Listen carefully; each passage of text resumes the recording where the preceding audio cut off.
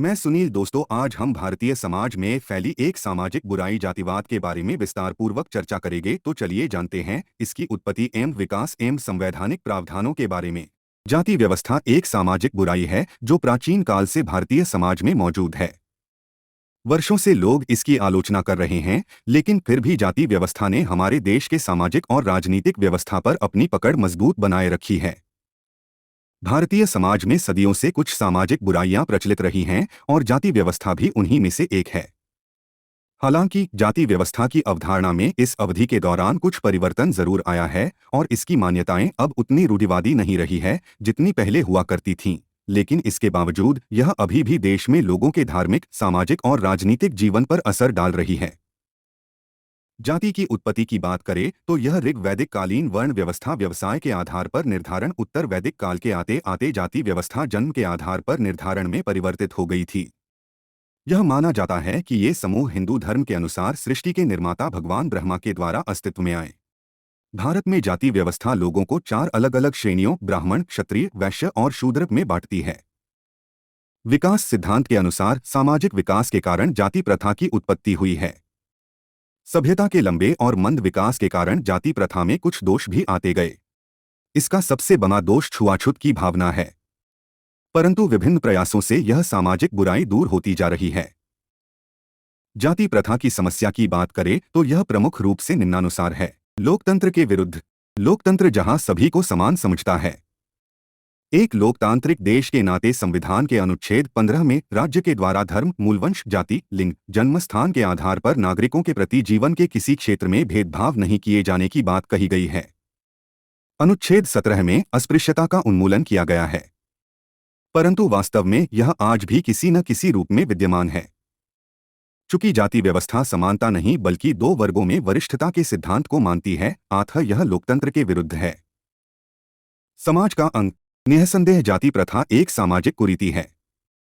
ये विडंबना ही है कि देश को आजाद हुए 7 दशक से भी अधिक समय बीत जाने के बाद भी हम जाति प्रथा के चंगुल से मुक्त नहीं हो पाए हैं। यहां तक कि लोकतांत्रिक चुनावों में भी जाति एक बड़े कारक के रूप में विद्यमान है। राष्ट्रीय एकता हेतु समस्या। जाति प्रथा न केवल हमारे मध्य वैमनस्यता को बढ़ाती है बल्कि ये हमारी एकता में भी दरार पैदा करने का काम करती है। जाति प्रथा प्रत्येक मनुष्य के मस्तिष्क में बचपन से ही ऊंच नीच, उत्कृष्टता निकृष्टता के बीज बो देती है, जो कालांतर में क्षेत्रवाद का कारक भी बन जाती है। जाति प्रथा से आक्रांत समाज की कमजोरी विस्तृत क्षेत्र में राजनीतिक एकता को स्थापित नहीं करा पाती तथा यह देश पर किसी बाहरी आक्रमण के समय एक बड़े वर्ग को हतोत्साहित करती है। स्वार्थी राजनीतिज्ञों के कारण जातिवाद ने पहले से भी अधिक भयंकर रूप धारण कर लिया है, जिससे सामाजिक कटुता बढ़ी है। विकास के प्रगति में बाधक। जातिगत द्वेष से उत्पन्न तनाव अथवा राजनैतिक पार्टियों द्वारा किए गए जातिगत विलुप्तीकरण से राष्ट्र की प्रगति बाधक होती है। जाति कैसे काम करती है? सदियों से जाति ने हिंदू धार्मिक और सामाजिक जीवन के लगभग हर पहलू को निर्धारित किया है। इस जटिल पदानुक्रम में प्रत्येक समूह ने एक विशिष्ट स्थान पर कब्जा कर लिया है। ग्रामीण समुदायों को लंबे समय से जातियों के आधार पर व्यवस्थित किया गया है। उच्च और निम्न जातियां लगभग हमेशा अलग अलग कॉलोनियों में रहती थीं। पानी के कुएं साझा नहीं किए जाते थे। ब्राह्मण शूद्रों से भोजन या पेय स्वीकार नहीं करते थे और कोई भी अपनी जाति के भीतर ही शादी कर सकता था। भारत की जाति व्यवस्था आज तक जीवित रहने वाले सामाजिक स्तरीकरण के दुनिया के सबसे पुराने रूपों में से एक है।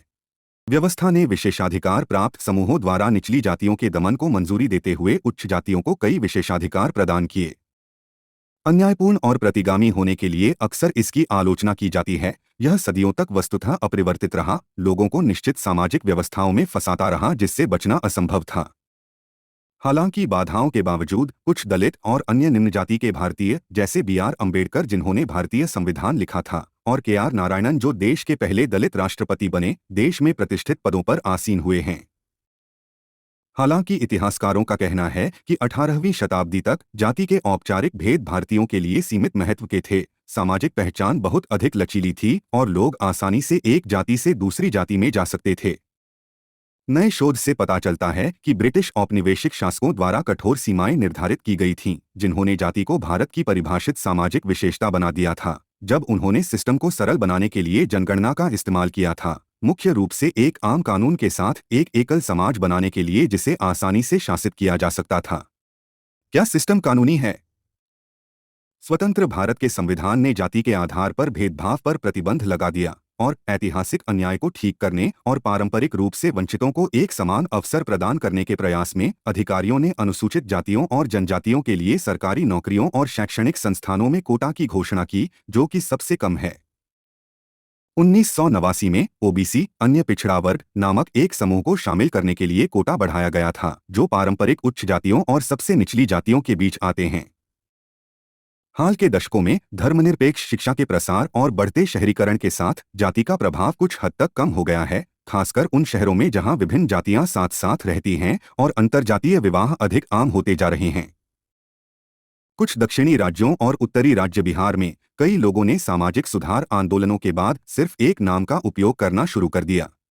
हालांकि परिवर्तनों के बावजूद जाति की पहचान मजबूत बनी हुई है और अंतिम नाम लगभग हमेशा इस बात का संकेत होते हैं कि कोई व्यक्ति किस जाति का है।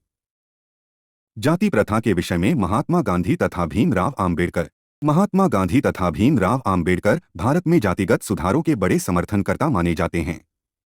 यद्यपि इनका लक्ष्य समान था, परंतु इनके मध्य कई प्रकार की वैचारिक भिन्नताएं थीं। एक ओर जहां गांधी जी हिंदू धर्म के अंदर सुधार कर जाति प्रथा की समस्याओं को समाप्त करना चाहते थे, वहीं अम्बेडकर हिंदू धर्म से अलग होकर दलितोद्धार चाहते थे।